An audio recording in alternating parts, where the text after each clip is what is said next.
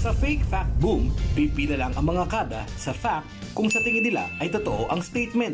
At kung hindi naman sila believe, pipila lang sila sa fake. Lahat ng mali may parusa at out na sa game.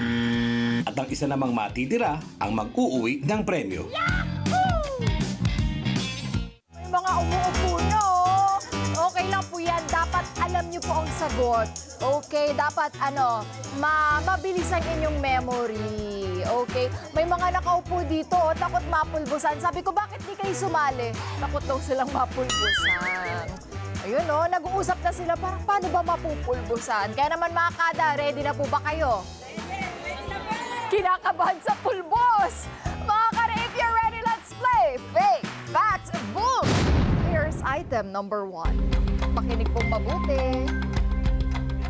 Today is June 27, National Sunglasses Day, at ito ay isineselebrate po para sa kaarawan ng iconic OPM singer at Mr. Private Eyes na si Randy Santiago. Ngayon ba ang kanyang kaarawan? Kilala niyo po si... lagi po naka-shades, no? Di niyo pa po nakita yung mata? Ako rin po, hindi pa. Tama po ba yun? Na dahil Sunglasses Day po today ay dahil po kay Randy Santiago. Ano po ba sa tingin niyo? Ito ba ay fake? Facts! Boom! Pila. Pila na po. Naku po! Ay! May mga gusto pa po bang... Ay, nagsilip. Another 5 seconds po. Another 5 seconds.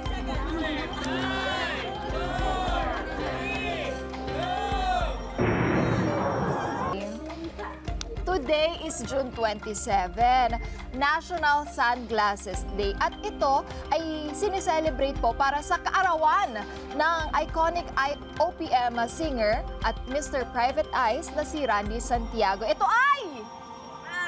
Ano po? Ito ay... Fake!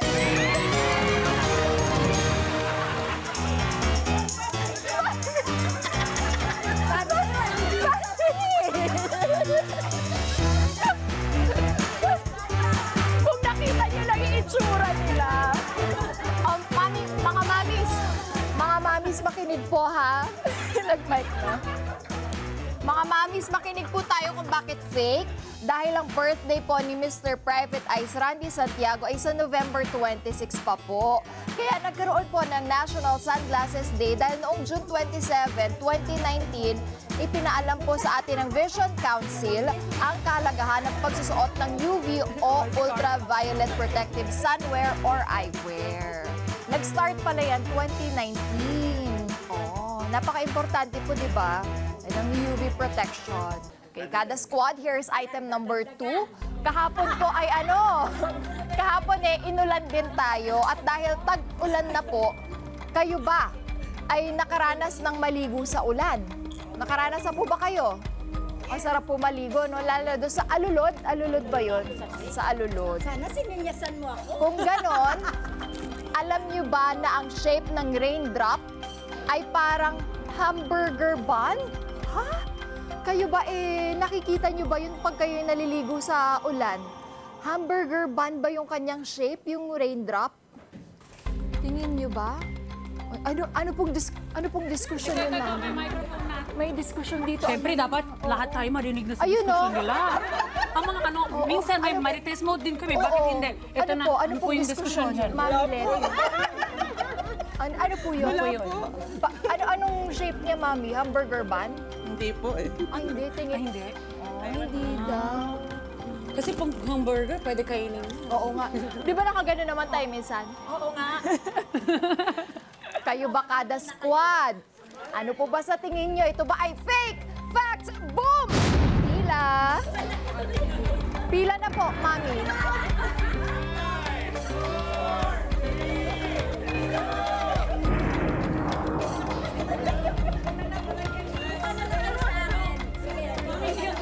Pagalitan mo. Oo, go. Diyan kayo lahat? Oo. Hindi nyo ba alam ang sagot? Oo. Ah, Sige. ganon.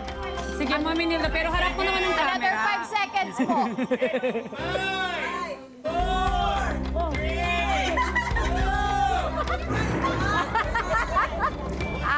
Kanina po may pinakita tayong picture ng raindrop. Hindi ko po alam kung nakita nyo sa ating TV screen. So, kayo na po ang bahala. Again, dahil tag-ulan na, kayo ba ay nakaranas ng maligo sa ulan? For sure naman po, no? Masarap po maligo sa ulan. Kung ganon, alam nyo ba na ang shape ng raindrop ay parang hamburger bun? Ito ay! Ay! Asan ba? Ano, mami? Ano, mami? Ano, mami? Sabihin mo! Sabihin mo, mami!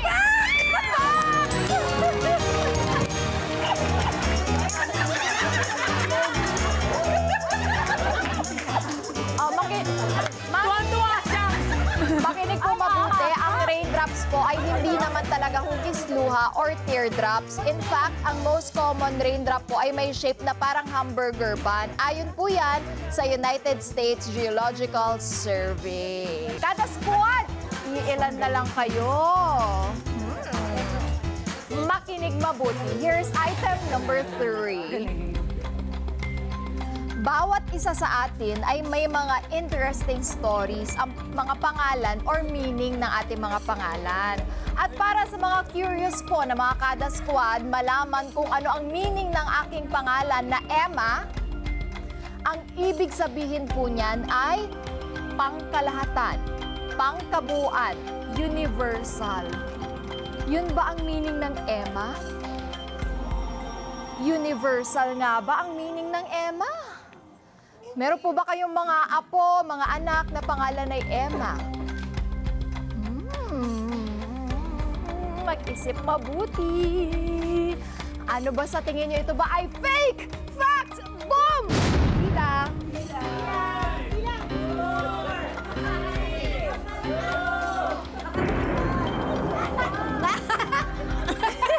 Tapos na! Wala na! May nat. Oh, ano daw?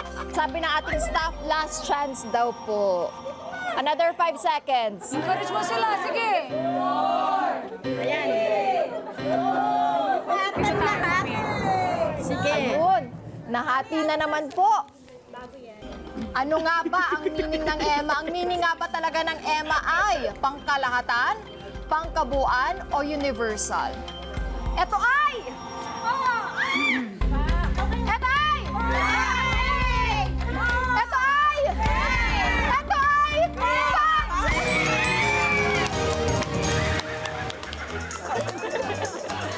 Yes! Tama po yun. Ang pangalang Emma po ay hango sa Germanic word na Ermen. Ang ibig sabihin po ay whole or universal. Kada squad, makinig pong mabuti. Here's item number 4. Kung kada ang tawag natin sa ating mga kaibigan o kagrupo dito sa Net25, alam nyo ba na ang tawag naman sa grupo ng mga leon ay courage dahil sa kanilang tapang. Courage nga ba ang tawag sa grupo ng mga leon? Ng mga alliance? Na napag-aralan natin to, alam ko ano pa lang to, grade school pa lang to, pinag-aralan na natin to eh. Mga grupo-grupo ng mga hayop, hindi ba? Ano po, may mga nagtuturo na, leon po ba yan siya? Ano ba sa tingin nyo, kada squad? Ito ba ay fake? Fact! Boom! Hila. Wala gusto po pila. Pila po, pila po. Para mga layon na. Last chance po. 5.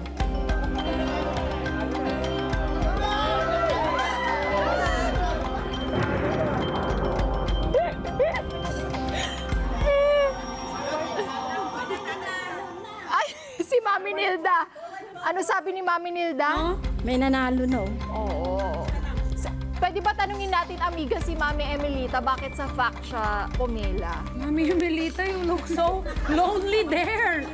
Ano nangyari? Bakit ba sa po tingin kayo nyo maging courage sadya? ang tawag sa grupo ng mga... Kasi po, lions, courage, parang hindi siya ano. Eh, bakit sa fact po kayo Bakit sa fact po kayo? Ay! Naisip ko lang. Dito ba, may mga gusto pa bang lumipat sa inyo, mamis? Sigurado ba kayo sa Hindi, decision nakahanda nyo? na ako. Okay.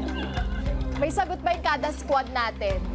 Kayo ba, may alam po kayo kung tawag sa Lion ay, ang group ng Lions ay Courage? Ano, si Sir Ay, Aldrin? quiet Si muna Carlo, daw si alam mo? Carlo. Quiet Hindi muna. po. Ang sagot hindi niya, po. ang sagot, ay, may mga hindi. Lumaki po kami sa park. Hindi po namin alam. Lumaki po kami sa kilala magulang ko. Saan kayo lumaki? Sa park po, hindi po namin kilala magulang namin. Mabalik na tayo dito sa statement. Kung kada ang tawag natin sa grupo ng magkakaibigan o yung mga kagrupo po natin dito sa Net25, ang tawag nga ba sa grupo ng mga leon ay courage dahil sa kanilang tapang?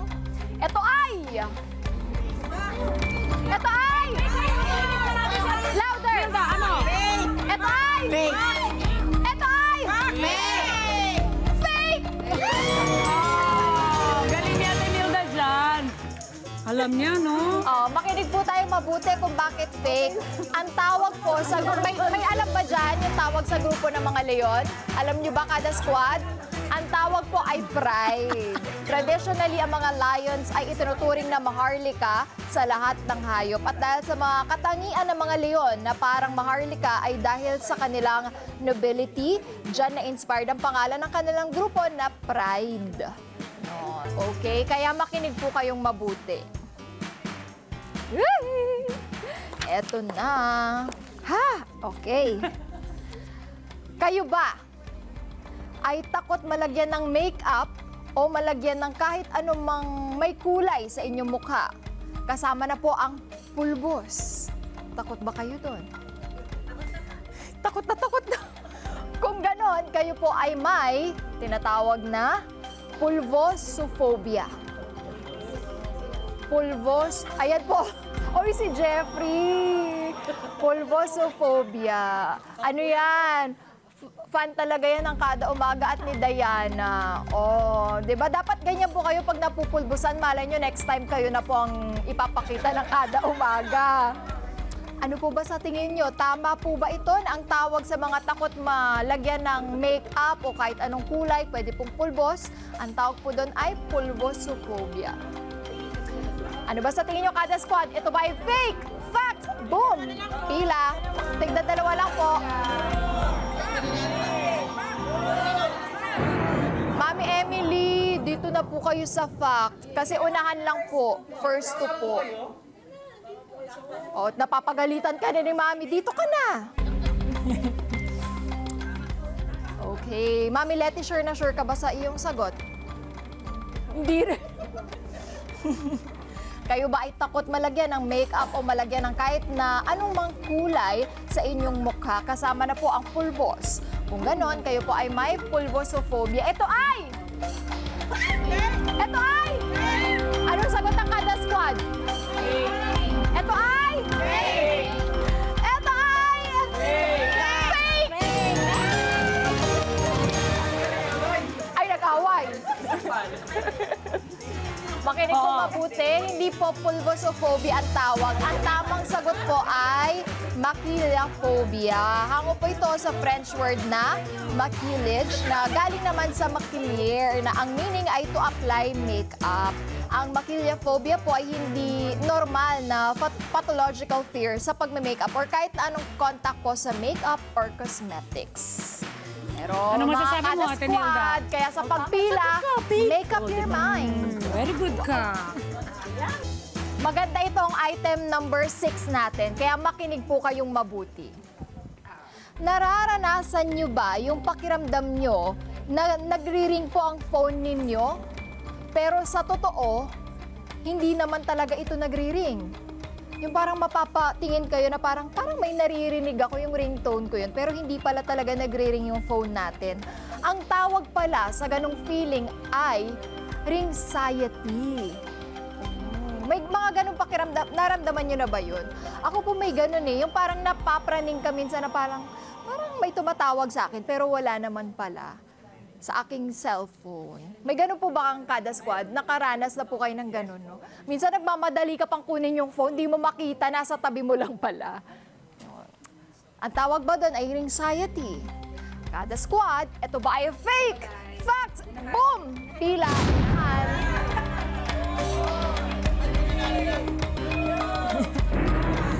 Sabi ni Carlo, may nanalo na. Wait lang, wala pa. Malalaman pa natin kung sino ang panalo. Ano ba sa tingin nyo, kada squad? Amiga, pwede ba nating tanungin si Mami Nilda kung fake or fact ba ang sagot niya? Tingin mo, Mami. Fake? Anong tawag, Mami? Hindi ko alam, basta fake. Feeling mo fake. Anxiety nga ba yung feeling na nagri-ring yung phone mo kahit hindi naman? Nakakatawa pa hindi. May, sa kada squad ba, ano sa tingin nyo? Fake? Fake? Bakit? Wala lang. Ayan Ano si po, Mami. Ma'am Corazon? Imagination lang po na may ring pero wala. Fake. So fake. Hindi ring anxiety ang tawag doon, Mami. May tawag si Carlo. Ay, anong tawag, Carlo? Ano yun? Carlo, ah. Sa farm po ako lumaki.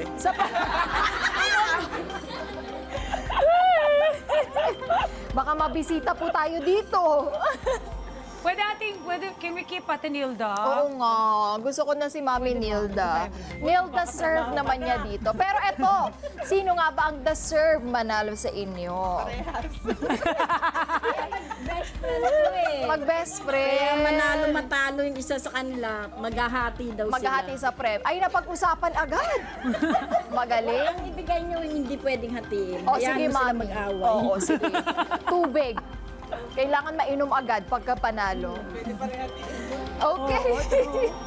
Eto po, ang tawag nga ba sa feeling na nagri-ring yung phone pero hindi naman ay anxiety? Ito ay...